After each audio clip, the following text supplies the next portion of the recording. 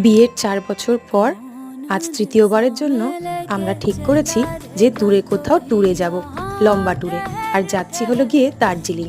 তো তার জন্যই ব্যাগ প্যাক করতে বসেছি।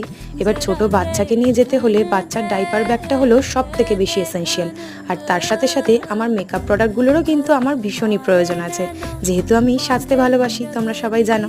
এবার ব্যাগগুলো গোছানোর পরে আমি দেখছি যে আমার ছোট ছোট জিনিসগুলো যদি তার মধ্যে রাখা হয় তাহলে সবটাই হারিয়ে যাবে।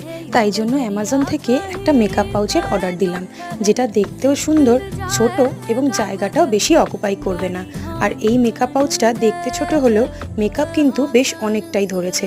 আমি ব্যাগটা গোছানোর সময় ভালো করেই বুঝতে পেরেছিলাম। ছোট ছোট এসেনশিয়াল থিংসগুলো যদি এই ছোট্ট ব্যাগটার মধ্যে রাখা হয় তাহলে হারিয়েও যাবে না এবং যথেষ্ট অর্গানাইজড হয়ে থাকবে। পাউচটার কালার এবং কোয়ালিটি দুটোই কিন্তু একেবারে আমার মন মতন।